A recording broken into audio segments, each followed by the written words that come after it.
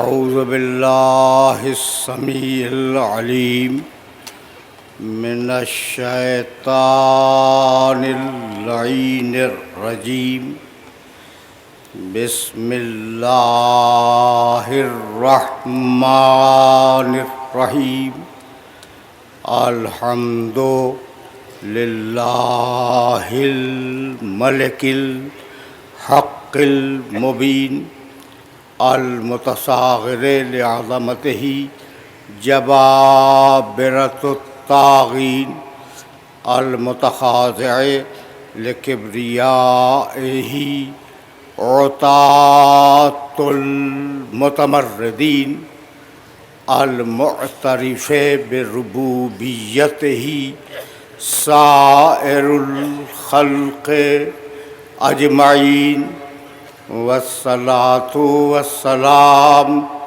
والتحیۃ والاکرام علی اشرف النبیین وخاتم المرسلین سیدنا و مولانا ابی القاسم محمد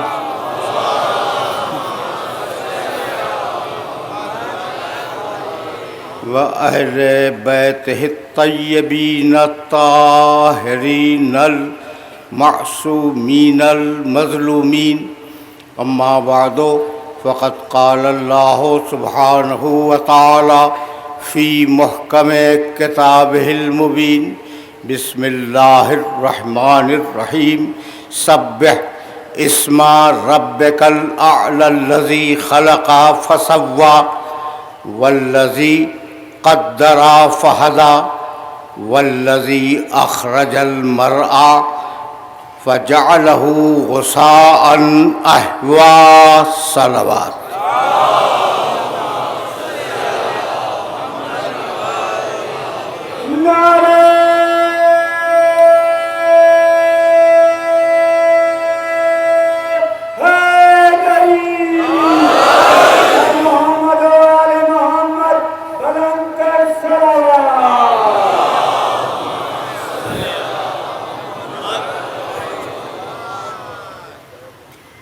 عزیزان محترم، ہم نے جس موضوع پر گفتگو شروع کی تھی وہ موضوع اپنے 7ویں مرحلے میں داخل ہوا. اگر میرے سننے والوں کے ذہن میں محفوظ ہو، اور یقیناً محفوظ ہوگا، تو میں نے کل نفس کا تذکرہ کرتے ہوئے قرآن مجید کی ایک آیہ مبارکہ کی تلاوت کی تھی جو سورہ یاسین میں ہے. سبحان الذی خلق الازواج کلہا مما تنبت الارض ومن انفسہم ومما لا یعلمون.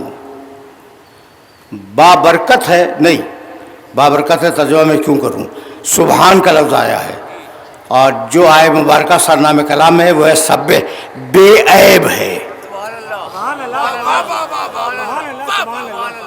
بے عیب ہے. سبحان الذی خلق الازواج کلہا، وہ خلق کرنے والا بے عیب ہے جس نے سارے جوڑے پیدا کیے. خلق الازواج کلہا، سارے جوڑے پیدا کیا. مما تنبت الارض، زمین سے، ومن انفسہم، نفس سے، ومما لا یعلمون، اور ایک شے اور ہے جسے تم نہیں جانتے، اس کا نام روح رکھ لو. تو ہر انسان میں 3 چیزیں پائی جاتی ہیں، جسم، نفس اور روح. پڑھے لکھوں کی خدمت پہ یہ جملہ عرض کرنے جا رہا ہوں کہ بھائی جسم تو میں نے دیکھا، میں آپ کا جسم دیکھ رہا ہوں اور آپ میرا جسم دیکھ رہے ہیں. کبھی آپ نے میری روح دیکھی؟ میں نے تو آپ کی روح ہی دیکھی. اچھا چلو بھائی روح کو چھوڑو، روح نظر نہیں آتی. کبھی کسی کا نفس دیکھا آپ نے؟ بس نفس بھی نظر نہیں آتا. تو ہر انسان میں دو غیب ہیں اور پھر بھی غیب کا منکر ہے.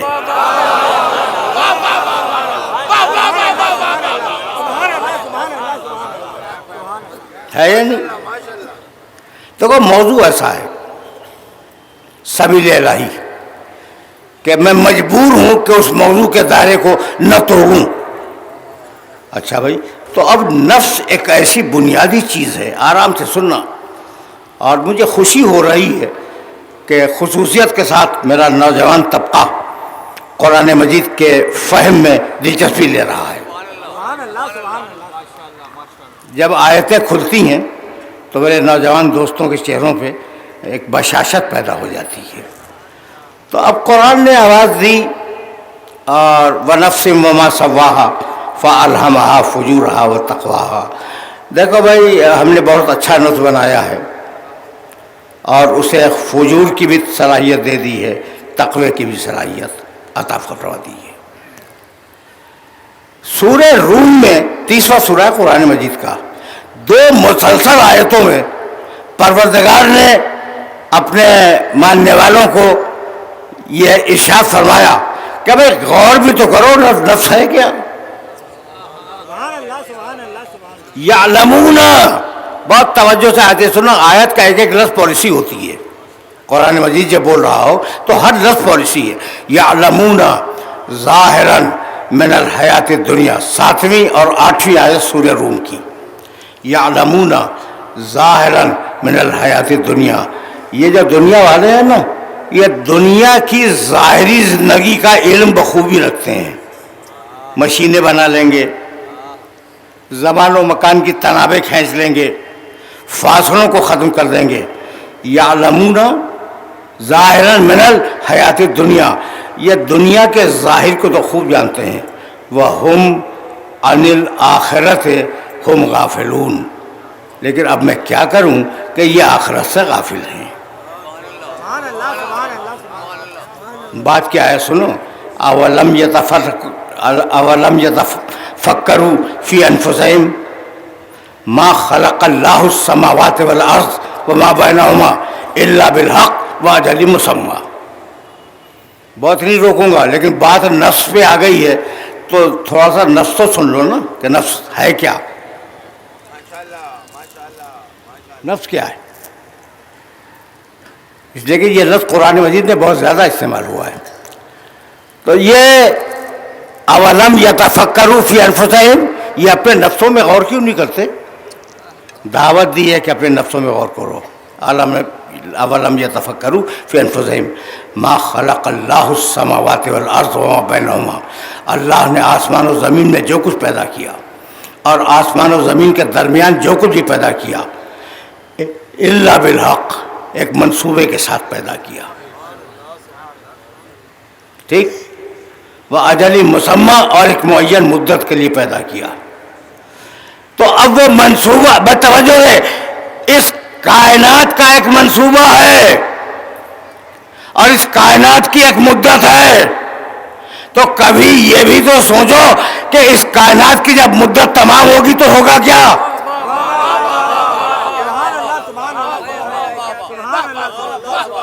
جب اس کائنات کی مدت تمام ہو جائے گی تو ہونے والا کیا ہے؟ کبھی اس پہ بھی تو غور کرو نا.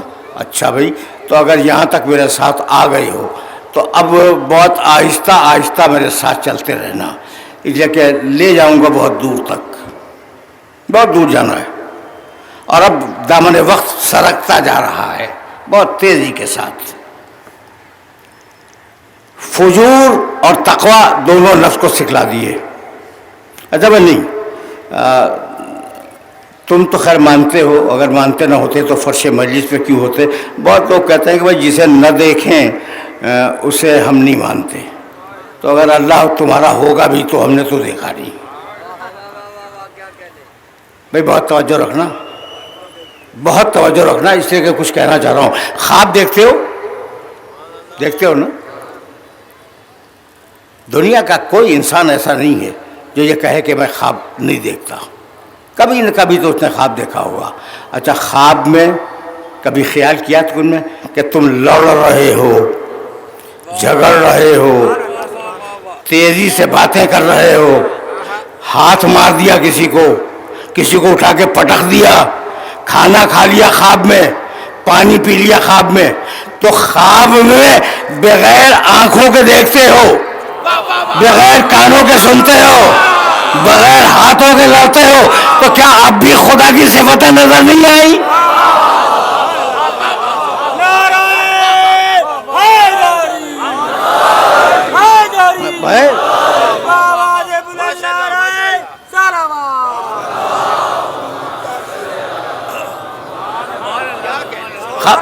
خواب ایک مستقل حجت ہے بھائی، بہت توجہ رہے، خواب ایک مستقل دلیل ہے وجود خدا پر، لیکن اب میں روکوں گا اور آپ سے پوچھ رہا ہوں، مجھے بتلائیں کہ بھائی نفس جسم میں کہاں پر ہے؟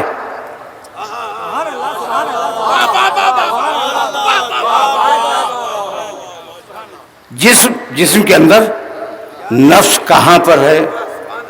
اتنا قریب ہے، دیکھو بھائی، سر ہے میرے دماغ سے نزدیک اور پاؤں ہے میرے دماغ سے دور، تو اگر پاؤں کو چوٹ لگے تو دماغ کو بعد میں پتہ چلے، اور سر کو چوٹ لگ جائے تو دماغ کو پہلے پتہ چل جائے، یہ جگہ نزدیک ہے نا، ایسا ہوتا ہے، ایک ہی وقت میں خبر ہوتی ہے بھی اور ہر جگہ ہے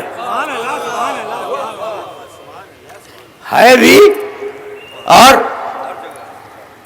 ہر جگہ ہے، بے توجہ ہے، اس لیے کہ اس مرحلے فکر سے تمہیں آگے لے جانا چاہ رہا ہوں، اور دیکھو بھائی موضوع کے تقاضے جب دقیق ہوں گے تو بات تو دقیق ہوگی، یہاں تک آگے میرے ساتھ موضوع مشکل ہے، لیکن آپ نے آسان کر، خواب سے آسان کر، خواب ہی سے نہیں، یہ جو دوسرا جملہ کہا ہے آپ نے توجہ نہیں فرمائی، اب اس جملے کو اور بدل کے کہہ دوں تو سمجھ میں آ جائے گا، اب جملہ بدل دوں، اچھا بھائی نفس ہے، مجھے پن پوائنٹ کر کے بتائیں کہ کہاں پہ ہے،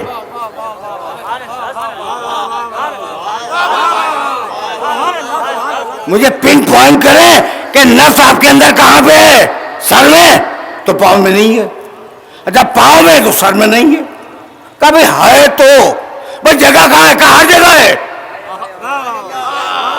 بات مکمل کر دی میں نے،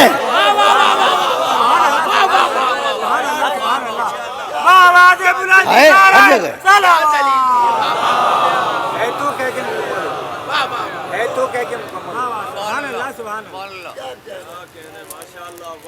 توجہ ہے نا، اچھا تو اب ایک بہت بڑا فلسفی گزرا ہے، اس کا نام لے کے تمہاری سماعتوں کو بوجھل کیوں کروں، اس نے ایک جملہ کہا اور وہ جملہ اس قابل ہے کہ تمہیں کوٹ کروں، تمہیں پیش کروں اس جملے کو اور پھر میں آگے بڑھ جاؤں، کہنے لگا کہ میں جب بھی دنیا میں کوئی کام کرتا ہوں تو اپنے ارادے سے کرتا ہوں، میرے پاس ارادہ ہے، کھاؤں کھا لیتا ہوں، میرا ارادہ ہوا کھانے کا کھا لیا، ارادہ ہوا پینے کا پی لیا، ارادہ ہوا سونے کا میں سو گیا، تو مجھے یہ اندازہ ہو گیا کہ جو کام بھی دنیا میں ہو رہا ہے وہ ارادے سے ہو رہا ہے، تو میں جو خلق ہوا وہ کس کے ارادے سے،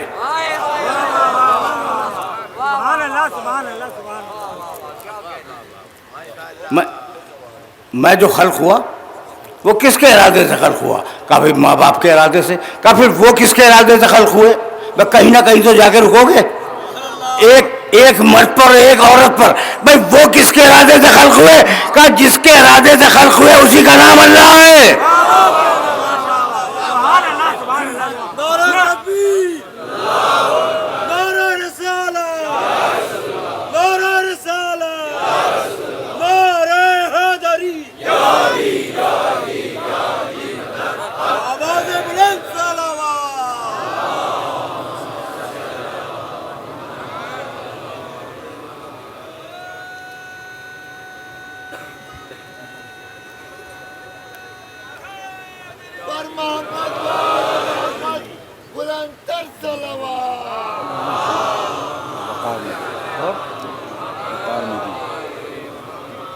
شاہ صاحب کہاں ہیں، ادھر تشریف لائیں،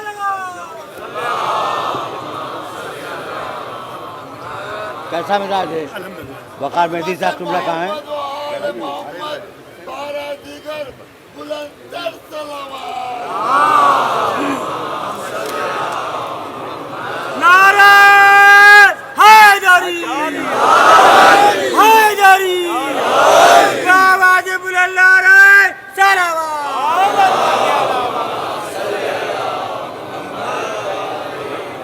حسینیت زندہ باد حسینیت زندہ باد حسینیت زندہ باد یزیدیت مرد آباد یزیدیت مرد آباد یزیدیت مرد آباد دشمن آل علی اور ان کے دشمنوں پہ لعنت نعرہ تکبیر اللہ اکبر نعرہ تکبیر اللہ اکبر نعرہ رسالت حضرت محمد وعلی نعرہ تکبیر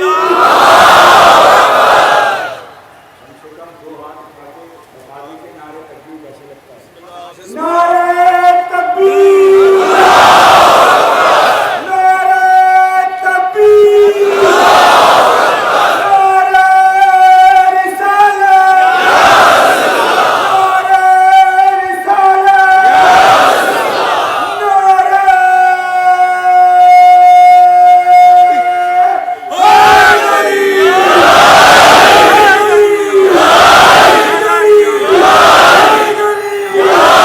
محمد آل محمد بلندر صلوات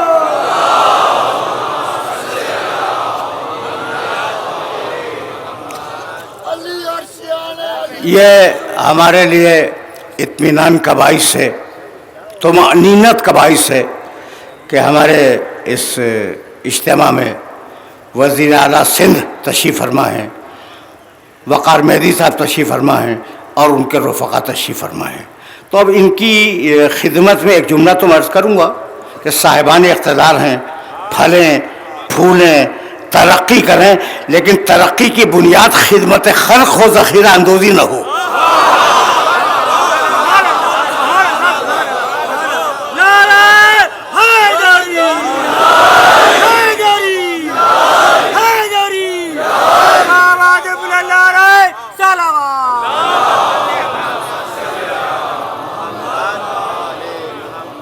سبحان اللہ سبحان بس دیکھو، اقتدار بڑی غدار چیز ہے۔ اقتدار نے کبھی کسی کا ساتھ نہیں دیا۔ اقتدار وہ چلتی پھرتی چھاؤ ہے جو آج کسی کے سر پہ ہے، کل کسی اور کے سر پر۔ تو ایسے بادل کا اعتبار کیا؟ اعتبار فقط اس بات کا ہے کہ اپنے اقتدار میں تم نے خدمت خلق کتنی کی۔ دل بدستاور کہ حجی اکبرس، دلوں کو اپنے کنٹرول میں لو، سروں کو کنٹرول میں لینا کوئی کمال نہیں ہے۔ سر یزید کے کنٹرول میں تھے، دل حسین کے کنٹرول میں تھے۔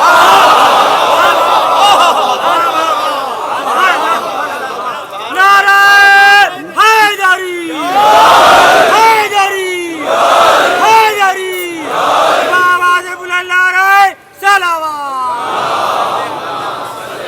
سبحان اللہ سبحان اللہ سبحان اللہ میرے علی نے کہا، اور میرے علی نے جو کہا وہ حتمی اور فیصلہ کن کہا۔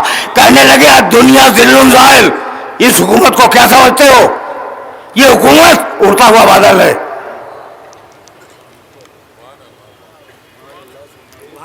نہیں، ترجمے کو اور واضح کر دوں میں تاکہ ترجمہ ایکوریٹ ہو جائے۔ یہ دنیا بادل کا سایہ ہے۔ سائے کو پہچانتے ہو؟ یہ دنیا بادل کا سایہ ہے۔ اگر سائے کے پیچھے بھاگو گے تو آگے آگے بھاگے گا، اور اگر تم مڑ کے چلو گے تمہارے پیچھے آئے گا۔ سبحان اللہ سبحان اللہ سبحان اللہ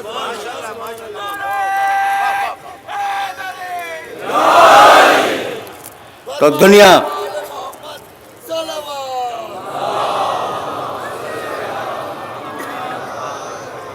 پروردگار ان حضرات کو دنیا اور آخرت میں سرخرو کرے۔ اب یہ بتاؤ کہ میں بول کیا رہا تھا؟ کیا نفس اور کیا روح؟ نفس کی جگہ ہے میاں۔ اب بھی جگہ اگر نہ معلوم ہوئی تو میں کیا کروں؟ ہر جگہ ہے کچھ نہیں معلوم کہ کہاں ہے. بھائی یہی خدا ہے کہ ہر جگہ ہے کچھ نہیں معلوم کہ کہاں ہے. بھائی یہاں تک تو آ گئے ہو نا. اچھا تو اب نفس کے اوپر اب دیکھو بھائی اب نفس سے ذرا سا میں آگے بڑھ رہا ہوں میں, اور اگر یہ بات پہنچ گئی تو میرا مشن اسی مقام سے اور آگے بڑھ جائے گا. نفس ہی وہ چیز ہے جس پر ہدایت آئی. فَأَلْهَمَهَا فُجُورَهَا وَتَقْوَاهَا. ہم نے جب نفس بنایا تو اس میں فسق و فجور کرنے کی صلاحیت بھی رکھ دی اور اس میں تقوی اختیار کرنے کی صلاحیت بھی رکھ دی. تو شیطان گمراہ کرے گا نفس سے, ہادی ہدایت کرے گا نفس کی. لیکن ابھی ان دونوں میں فرق کیا ہے یہ ذرا تمہاری خدمت میں عرض کر دوں تو بات یہیں سے آگے بڑھ جائے. عجیب بات یہ ہے کہ شیطان جب گمراہ کرتا ہے تو ضمانت نہیں لیتا. اب اپنی زبان سے کہوں مت مانو, میری زبان کو رد کر دو, لیکن اگر قرآن کہے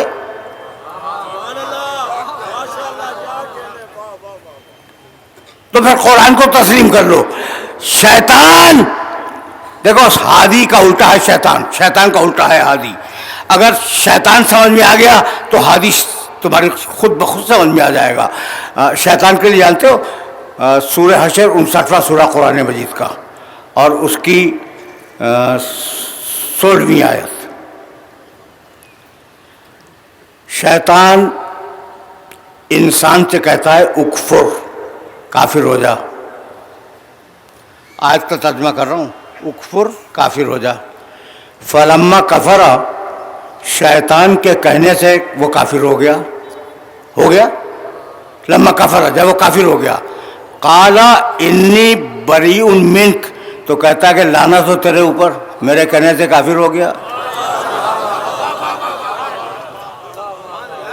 یعنی عجیب آیت ہے. اکفر فلما کفر قال انی بریء منک انی اخاف اللہ رب العالمین. میں تو اللہ کا خوف رکھتا ہوں, رب العالمین کا خوف ہے میرے اندر. تو خوف, بھائی توجہ ہے, خوف رکھتا ہے ابلیس, رکھے یا نہ رکھے اظہار کرتا ہے. تو کسی کے تقوی پہ اعتبار نہ کرنا جب تک اسے جانچ نہ لو. انی اخاف اللہ رب العالمین, میں تو اللہ سے ڈرتا ہوں جو عالمین کا رب ہے. تو ضمانت نہیں لیتا, کافر ہو جا ضامن میں نہیں ہوں. تو اب اسے الٹ دو, ہادی وہ جو ہر قدم پہ ضمانت لے. ہادی وہ جو ہر قدم پر ضمانت لے. ازبق ابن نباتہ علی کے بہترین شاگرد بیمار ہوئے مرض الموت میں, علی گئے عیادت کے لیے. علی کو دیکھ کے ازبق رونے لگے. سننا بھائی, اب دیکھو ہادی وہ جو ضمانت لے. ازبق تمہارے رونے کا سبب کیا ہے؟ علی کے چہرے کو دیکھا رونے لگے. کہا ازبق تمہارے رونے کا سبب کیا ہے؟ کہا یا امیر المومنین خوف المطلع, کیا ہونے والا ہے کچھ نہیں معلوم, بخشا جاؤں گا نہیں بخشا جاؤں گا. یہ تمہارے لیے مقام عبرت ہے. علی کا بہترین ساتھی, علی کے ساتھ رہنے والا, خوف خدا کتنا ہے نہیں معلوم, بخشا جاؤں گا یا نہیں بخشا جاؤں گا. علی اپنی کرسی سے اٹھے اور اپنا داہنا ہاتھ ازبق کے سینے پر رکھ دیا اور کہا ازبق مت گھبراؤ, جب قیامت کا دن ہوگا تو ہم تمہیں بخشوا لیں گے.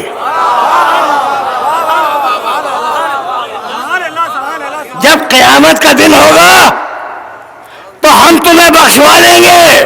جاؤ, ابن ابی الحدید معتزلی میرے فرقے کا عالم نہیں ہے, اس نے یہ جملے لکھے ہیں, ان میں دیکھ لینا کہ جب قیامت کا دن ہوگا تو ہم تمہیں بخشوا لیں گے. پوری دنیا کی تاریخ میں کہا ہے, یہ جملہ کسی نبی نے بھی نہیں کہا. اب انبیاء کی بات کیوں کروں, انبیاء کی بات کیوں کروں, اس لیے کہ تو آئی ہے ہدایت کرنے کے لیے. بھائی یاد رکھنا کہ تاریخ میں بڑے بڑے فقہا گزر گئے, بڑے بڑے خلفاء گزر گئے، بنی عباس کے، بنی امیہ کے، بڑے بڑے فقیہ گزر گئے، بڑے بڑے عالم گزر گئے، بڑے بڑے صوفیاء کرام گزر گئے، کسی کے منہ سے نہ نکلا کہ ہم بخشوا لیں گے۔ واہ واہ واہ واہ، سبحان اللہ سبحان اللہ۔ سلجوقی بادشاہ، ساسانی بادشاہ، مغل بادشاہ، ان کے سارے پیر، ان کی تاریخیں ہمارے سامنے ہیں، کسی نے نہیں کہا کہ مت گھبراؤ ہم تمہیں بخشوا لیں گے، کسی نے نہیں کہا نا، یہ جملہ یاد رکھو گے نا، کسی نے نہیں کہا۔ ارے بھائی کہے وہ جسے پہلے اپنے بخشے جانے کا یقین ہو۔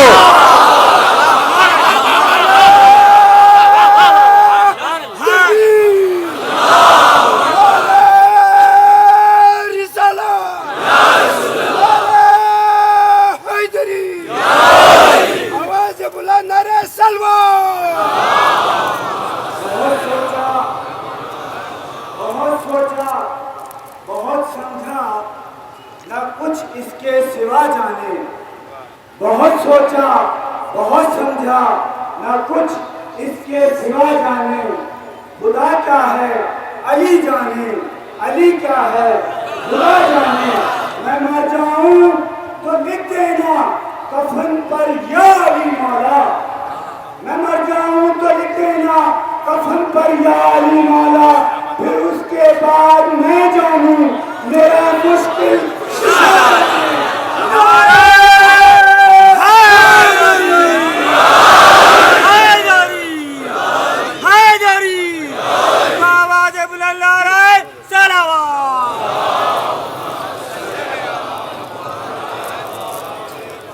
یہ بڑا عجیب سلسلہ ذکر ہے جہاں میں اپنے سننے والوں کو لے کے آ گیا۔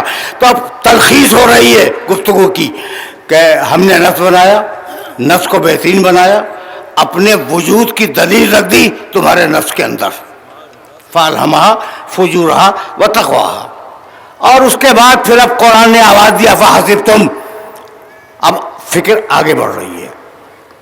شاہ صاحب یہ مسلسل خط فکر ہے جو پہلی محرم سے شروع ہے، اور اب ظاہر ہے کہ تدریجاً ہم آگے بڑھ رہے ہیں۔ افحسبتم انما خلقناکم عبثا وانکم الینا لا ترجعون، کیا تمہارا گمان ناقص یہ ہے؟ دیکھو میں متصل ہوں اپنی ساری تقریروں، پچھلی ساری تقریروں سے متصل ہوں، کیا تمہارا خیال یہ ہے افحسبتم انما خلقناکم عبثا کہ ہم نے تمہیں بے مقصد پیدا کیا، وَأَنَّكُمْ إِلَيْنَا لَا تُرْجَعُونَ، اور کیا یہ سمجھتے ہو کہ ہماری طرف تمہیں واپس نہیں آنا؟ سبحان اللہ سبحان اللہ۔ بھائی قرآن ہے، کیا تمہیں ہماری طرف واپس نہیں آنا؟ تو ہر ایک کو جانا ہے، توجہ ہے، اور اب جب جانا ہے تو موقف سوال میں جانا ہے۔ اب یہاں میں روک رہا ہوں۔ اب انسان کو کیا دیا؟ ہوا سے خمسہ، آنکھ سے دیکھو، کان سے سنو، ہوا سے خمسہ دیے، اور ہوا سے خمسہ کو کیا دیا؟ کچھ اور دیا۔ دیکھو اب انسان کو ہوا سے خمسہ دے دیے کہ اگر انسان کا جسم بغاوت کرے تو ہوا سے خمسہ اسے کنٹرول کر لیں۔ ہمارا جسم اگر بغاوت کرے تو ہوا سے خمسہ اسے کنٹرول کریں، لیکن اب تم سے سوال کروں گا، اگر ہوا سے خمسہ بغاوت کریں تو اب آپ کا مشورہ کیا ہے؟ آپ کا مشورہ کیا ہے؟ سامنے کی بات ہے کہ اگر ہوا سے خمسہ بغاوت کریں تو انہیں عقل کنٹرول کرے گی۔ بھائی جسم کو کنٹرول کریں گے ہوا سے خمسہ، اور ہوا سے خمسہ کو کنٹرول کرے گی عقل۔ اب میرا سوال رکے گا نہیں، اور اگر عقل بغاوت کرے تو اب عقل کی بغاوت کو کنٹرول کرنے کے لیے کوئی نہ کوئی تو چاہیے۔ بس اسی کنٹرول کرنے والے کا نام ہے محمد رسول اللہ۔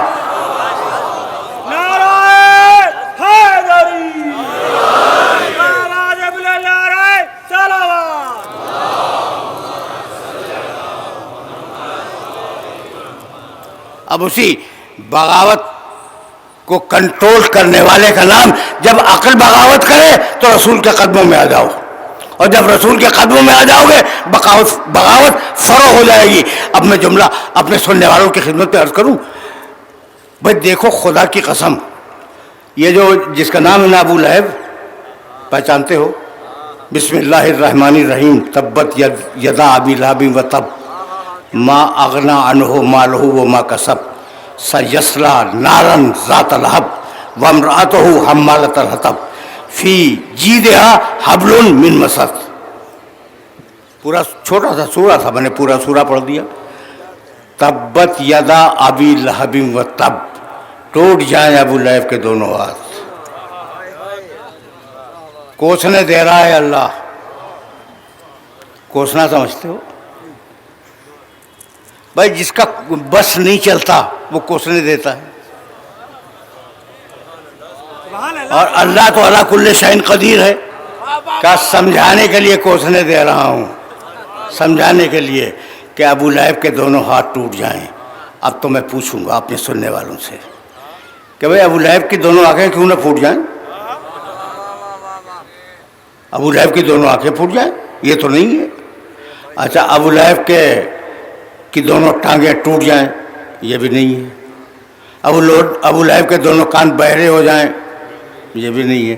ابو لہب کے دونوں ہاتھ ٹوٹ جائیں تو ابو لہب کے ان ہاتھوں نے تقصیر کیا کی تھی؟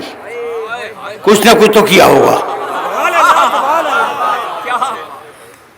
ابو لہب کے ان ہاتھوں نے کچھ نہ کچھ تو کیا ہوگا۔ بتلاؤں بھائی، عجیب مرحلہ فکر ہے، عجیب مرحلہ فکر ہے۔ بتلاؤں، جب پیغمبر اکرم نے ذوالعشیرہ کے پہلے اعلان میں کہا کہ مجھے رسول مان لو تو اس نے رسول کو مارنے کے لیے ہاتھ اٹھایا۔ بہت توجہ رہے۔ اور یہ تو ایک واقعہ ہوا، ابو طالب نے ڈانٹ کر روک دیا تھا، ہاتھ نیچے کر ورنہ تیرا ہاتھ توڑ دوں گا۔ تاریخ میں اب سگا چچا وہ بھی ہے، ایک ماں باپ سے عبداللہ، ابو طالب اور ابو لہب، ٹھیک ہے نا؟ سگا چچا یہ بھی ہے۔ اب یہ دو سگے چچا سامنے آ گئے تمہارے۔ اچھا تو جانتے ہو کیا کرتا تھا؟ جب پیغمبر اکرم حج کے موقع پر، جاہلیت کا حج، تبلیغ وحدانیت کے لیے مکے کی گلیوں سے گزرتے تھے تو ابو لہب جھولیوں میں پتھر رکھ کر پیچھے چلتا تھا رسول کے اور ان کی پنڈلیوں کو مارتا تھا تاکہ اتنی زخمی ہو جائیں کہ رسول تبلیغ کے لیے دوسرے دن نہ نکل سکیں۔ کیا کیا اس نے؟ رسول کی پنڈلیاں زخمی کی۔ بھئی یہی تو ہے، رسول کی پنڈلیاں زخمی کی۔ جس میں رسول پر حملہ کیا ابو لہب نے، اللہ برداشت نہ کر سکا۔ تو اگر کوئی نفس رسول پہ حملہ کرے،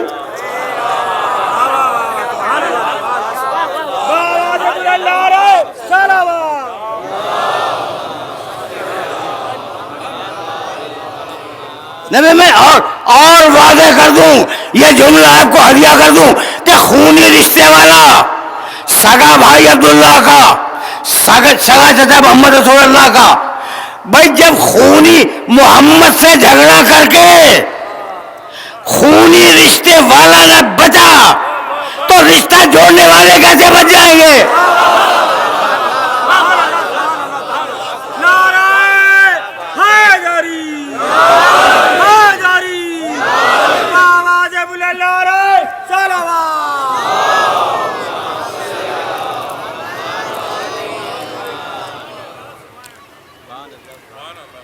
تو نسل کچھ نہیں، فخر نہ کرنا کسی قوم میں ہونے پر۔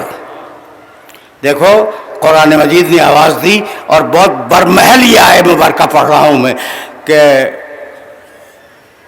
یا ایھا الناس انا خلقناکم من ذکر و انثی وجعلناکم شعوبا وقبائل لتعارفوا ان اکرمکم عند اللہ اتقاکم۔ اے انسان، اے لوگو، اے آدم کے بیٹو، ہم نے تمہیں ایک مرد اور ایک عورت سے پیدا کیا، وَجَعَلْنَاكُمْ شُعُوبًا وَقَبَائِلَ، اور ہم نے تمہیں قوموں میں اور قبیلوں میں تقسیم کیا، تعصب کے لیے نہیں، لِتَعَارَفُوا، تاکہ پہچانے جاؤ۔ یہ ہے قرآن کی پالیسی.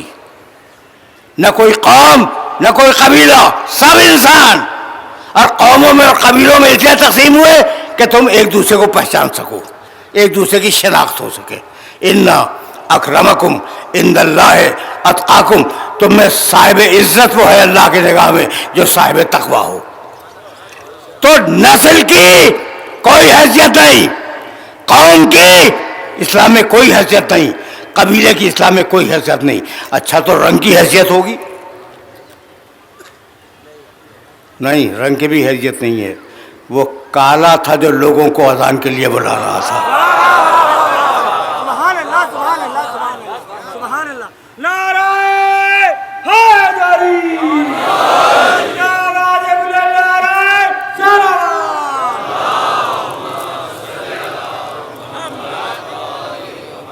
حضرت بلال رضی اللہ تعالیٰ عنہ کالے تھے. اور اگر میں یہ جملہ کہوں تو برا نہ ماننا، چونکہ تاریخ میں لکھا ہے کہ چہرے سے بدبو آتی تھی، جسم سے بدبو آتی تھی. رنگ کالا، جسم سے بدبو آ رہی ہے. اور جب کہتا ہے اشہد ان لا الہ الا اللہ تو اس کا زبان سے نکلتا اشہد ان لا الہ الا اللہ. یہ عجیب بات ہے نا. اور وہ ہے رسول کا مؤذن. میں کوئی گورا عرب اٹھتا اور کہتا کہ یا رسول اللہ یہ کس کالے کو آپ نے ہم پر مسلط کر دیا.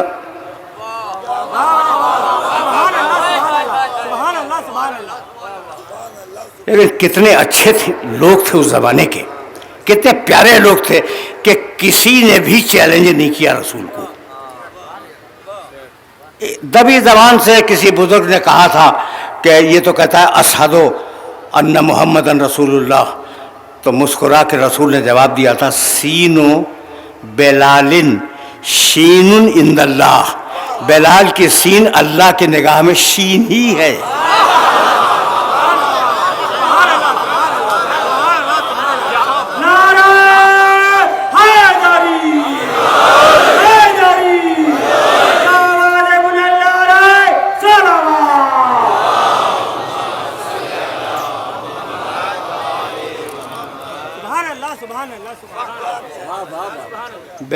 بلال کی سین اللہ کی نگاہ میں شین ہی ہے. تو اب رسول نے اسے گلدستہ اذان پہ کھڑا کر دیا. میں تو تاریخ دیکھ دیکھ کے تھک گیا. اور شاید یہ کہنا غلط نہیں ہوگا کہ میرے پاس ایسی کوئی اہم تاریخ نہیں ہے جو میری لائبریری میں موجود نہ ہو. ایک ایک دیکھی، کسی کا اعتراض نہ ملا کہ یا رسول اللہ اسے ہٹا دیجئے، ہم گورے اور خاندانی عربوں میں سے کسی کو مؤذن بنا دیں. اس لیے کہ اتنے شریف لوگ تھے کہ وہ جانتے تھے کہ جسے رسول گلدستہ اذان پہ کھڑا کر دے، جسے رسول گلدستہ اذان پہ کھڑا کر دے اسے کوئی اتار نہیں سکتا. تو جسے رسول گلدستہ اذان پہ کھڑا کر دے اسے تو اتار نہ سکو، اور جسے رسول منبر کے خطیب پہ بٹھا کے جائے.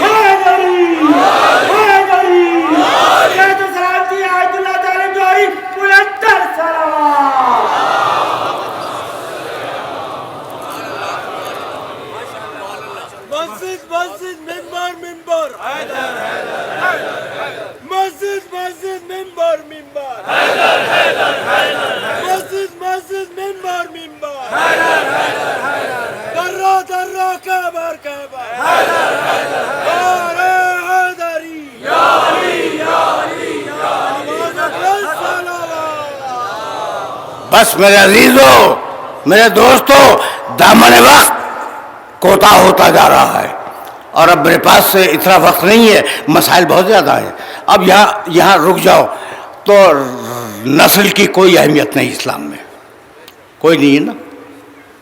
ابو لہب کا حشر دیکھ لیا تم نے، رنگ کی کوئی حیثیت نہیں ہے. پیشہ یہ موچی ہے، تمہاری نگاہ میں کیسا بے عزت پیشہ ہے، حالانکہ وہ صنعت کر رہا ہے. بھائی بہت توجہ رہے، سبحان اللہ. کسی پیشے کو عیب کی نگاہ سے نہ دیکھنا. ہر پیشہ تمہارے لیے ضروری ہے، ٹھیک ہے نا. اب میں عرض کروں، دنیا میں وسائل معیشت 4 ہیں: صنعت، تجارت، اور بتاؤ، زراعت، محنت. اور ہم تو محنت ہی کر کے کماتے ہیں نا، یعنی اب تو محنت کا دور ہے، لیکن فی الحال محنت کو چھوڑ دو. صنعت، تجارت، زراعت، اور ان تینوں پیشوں کو تم حقیر سمجھتے ہو، بری بات ہے. ان کی عزت کیا کرو. یہ پیشے اگر نہ ہو تو بھوکے مر جاؤ. سبحان اللہ. سبحان اللہ. یہ پیشے اگر نہ ہو تو تمہیں پہننے کے لیے جوتے نصیب نہ ہوں. ان پیشوں کا احترام کرو. اب میں جوتا بنانا یہ صنعت ہے، کھیتی باڑی کرنا یہ زراعت ہے، خرید و فروخت کرنا یہ تجارت ہے. تو اب عرض کروں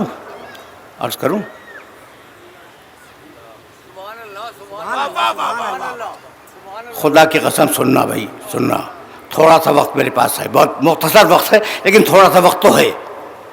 اور قرآن کا پڑھنا بھی ثواب ہے، سننا بھی ثواب ہے. وَعَلَّمْنَاهُ، آیت سنو قرآن کی. عَلَّمْنَاهُ صَنْعَةَ لَبُوسٍ لَكُمْ. یہ جو داؤد کو ہم نے زرہ سازی کی صنعت سکھلائی، وہ ہم نے سکھلائی تھی، کسی اور نے نہیں.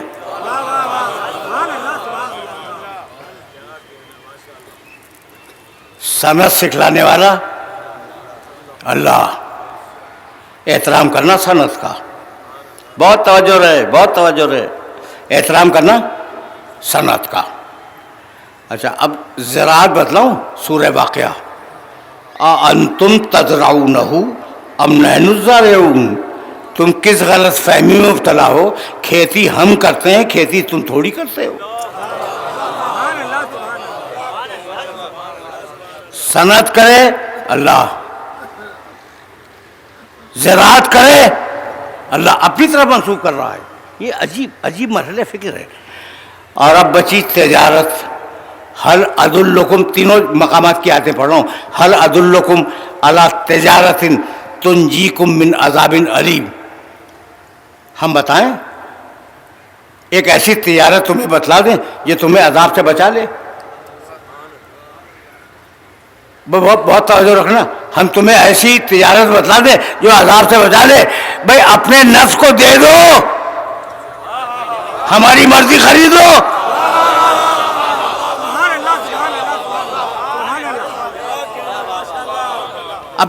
اپنے نفس کو دے دو، ہماری مرضی خرید لو. اب کیسے یہ ممکن ہے؟ بھائی صنعت، اس کی اہمیت تم نے دیکھی، زراعت تم نے اس کی اہمیت دیکھی، آیتیں میں نے پڑھی ہیں. تجارت تم نے اس کی اہمیت دیکھی، لیکن میں نے علی کے کردار میں دیکھا رسول کی جوتی ٹانکتے ہوئے صنعت کی. رسول کی جوتی ٹانکتے ہوئے صنعت کی. یہودی کے باغ میں پانی دیتے ہوئے زراعت کی. میسا میں تمار کی دکان پر خرما بیچتے ہوئے تجارت کی.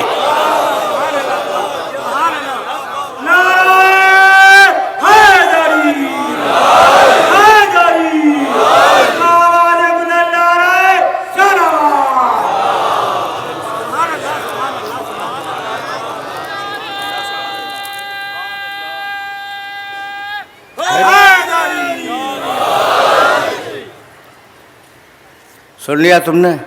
لیکن نہیں بھائی، اب جملہ تو اب کہوں گا. آج میں ڈفرینٹ موڈ میں بول رہا ہوں نا، محسوس بھی کر رہے ہو. تھوڑا سا موڈ میرا ڈفرینٹ ہے. اور میں نے کہا بھائی موضوع کو جسٹیفائی ہونا ہے اور اب وقت باقی نہیں رہا تو تیزی سے گزر جاؤ ان مرحلوں سے. تو اب علی نے یہودی کے باغ میں پانی دیا، ٹھیک ہے نا، زراعت کی. میرے نبی کی جوتیاں ٹانکی، صنعت کی. میسم تمار کی دکان پر، میسم کسی کام سے چلے گئے تھے، بیٹھ گئے، تجارت کی. لیکن علی کی تجارت دوہری ہے. جوتا ٹانکا جاگتے ہوئے، پانی دیا جاگتے ہوئے، تجارت کی جاگتے ہوئے اور سوتے ہوئے. اگر جاگتے ہوئے دیکھنا ہو تو میسم کی دکان پہ دیکھو، اور اگر علی کو سوتے ہوئے تجارت کرتے دیکھنا ہو تو بستر رسول پہ دیکھو.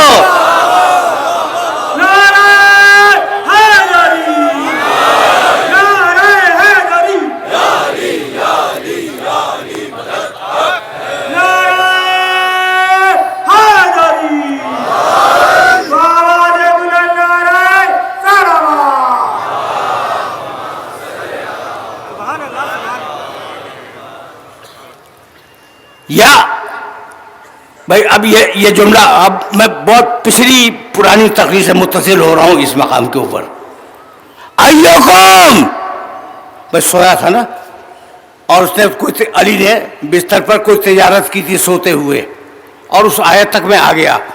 کہنے لگے رسول کہ مجھ پر وحی آئی ہے کہ آج کی رات سارے کفار عرب مل کر میرے اوپر حملہ کریں گے، اور ہر قبیلے کا ایک آدمی تلوار مارے گا تاکہ ایک قبیلے پہ الزام نہ آئے. تو میں ہجرت کر رہا ہوں. ایکم یبیتو علی فراشی، تم میں سے ہے کوئی آج کی رات میرے بستر پہ سو جانے والا؟ سب سے کہا تھا، سب سے کہا تھا. اچھا، اب جو بھی نتیجہ نکلا ہو، جواب جب نہ ملا تو میرے نبی نے علی کو دیکھا. علی کچھ کہنے کے لیے بےتاب تھے. کہا یا علی کیا کہنا چاہتے ہو؟ ہاتھ جوڑے، کہا یا رسول اللہ، اگر میں آپ کے بستر پہ سو جاؤں تو کیا آپ کی جان بچ جائے گی؟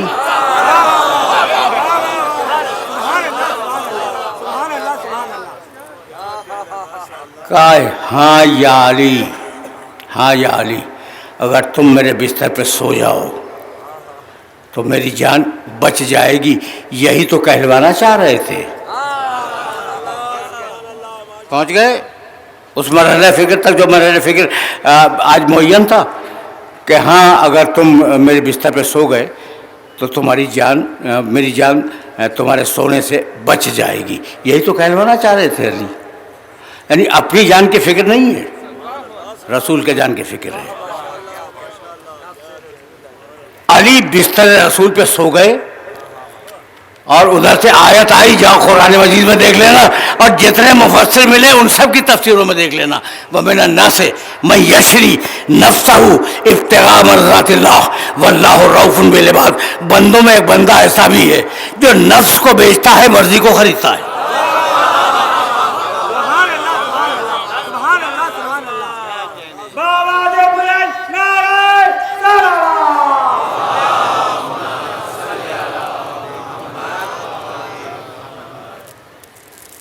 تم نے سن لیا، لیکن ابھی میرے پاس 10 دقیقے ہیں، اور انہی دقیقوں میں فضائل اور مصائب دونوں نے. اب تمہاری جان ابھی نہیں چھوڑوں گا. بھائی توجہ رہے، تم نے ایک آیت سنی ہوگی اور اس آیت سے بڑے مانوس بھی ہو. قل جاء الحق وزهق الباطل ان الباطل کان زہوقا. کہہ دو کہ حق آ گیا، باطل بھاگ گیا. اور باطل کا تو مزاج ہی یہ ہے کہ جہاں جائے وہاں سے بھاگ جائے. آیت ہے. مجھے کبھی کبھی معاف کر دیا کرو اگر آف دا ریکارڈ بولوں. مجھے کبھی معاف کر دیا کرو. اب یہ آف دا ریکارڈ میں کیوں کہہ رہا ہوں؟ میاں آیت کیا کہہ رہی ہے؟ حق آ گیا، باطل بھاگ گیا نا، باطل بھاگ گیا. شب ہجرت کیا ہوا؟ حق بھاگ گیا، باطل کھڑا رہا.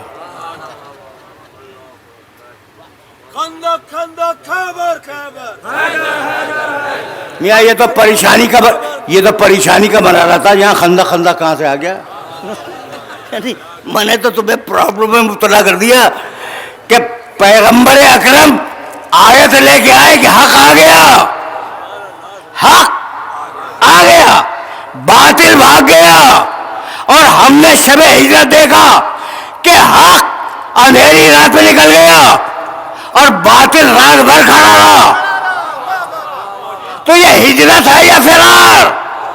تو اب جملہ سننا اور اس جملے کی قدر کرنا۔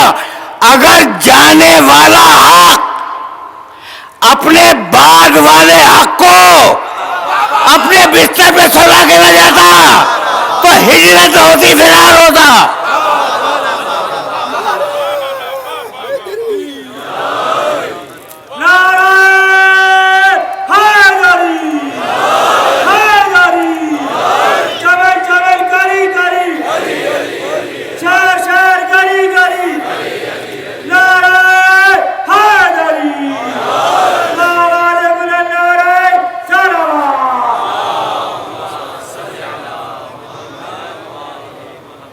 یہ جملہ یاد رکھو گے نا، یہ پالیسی میکنگ جملہ ہے کہ اگر جانے والا حق اپنے بعد والے حق کو بستر پر سلا کے نہ جاتا تو واقعاً یہ ہجرت نہ ہوتی، فرار ہوتا۔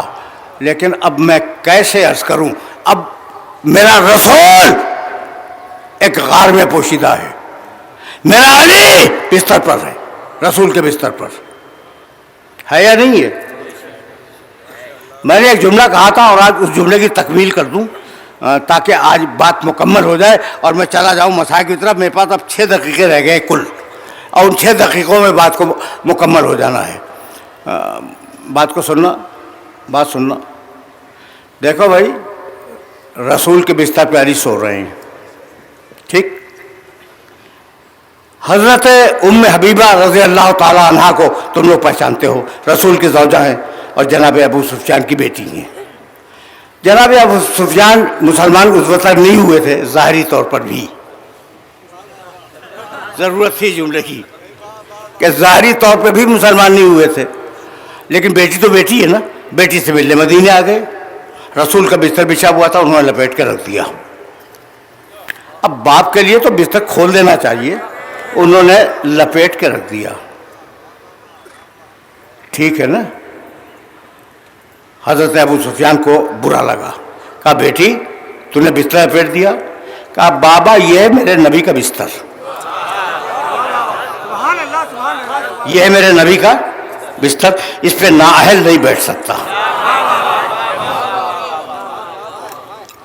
آخری جملوں سے قریب ہو گیا ام المومنین کا فیصلہ کہ نااہل رسول کے بستر پر بیٹھ نہیں سکتا۔ بستر ہے ذاتی کام کے لیے، ممبر ہے سرکاری کام کے لیے۔ جب بستر پہ نہ بیٹھ سکے تو ممبر پہ نااہل کیسے بیٹھ جائے گا؟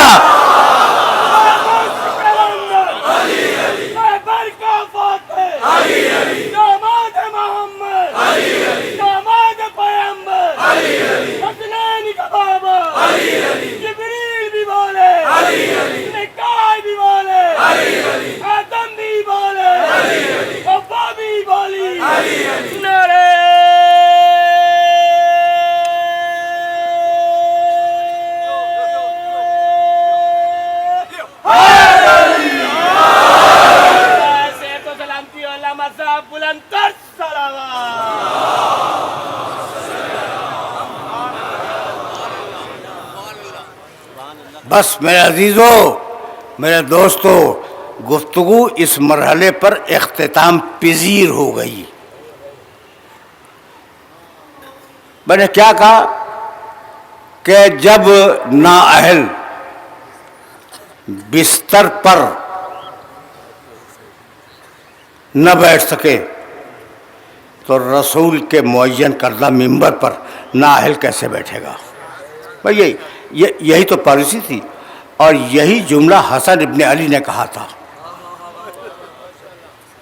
جب کوئی بیٹھا تھا تو حسن ابن علی نے کہا کہ یہ میرے باپ کا ممبر ہے، اس ممبر سے تم اتر آؤ۔ اسی حسن کے بیٹے کا نام ہے قاسم۔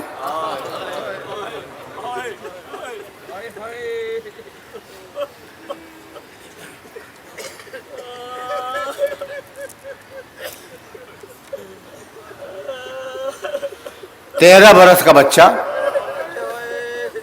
آج قاسم کا ماتم ہے نا، محرم کی 7ویں تاریخ ہے، تو 4 یا 5 جملے سن لو اور مجھے اجازت دے دو۔ 13 برس کا بچہ، چھوٹا سا بچہ، 13 برس کی عمر کیا ہوتی ہے؟ جب حسن مجتبیٰ امام حسن علیہ السلام دنیا سے جا رہے تھے تو قاسم جھولے میں تھے۔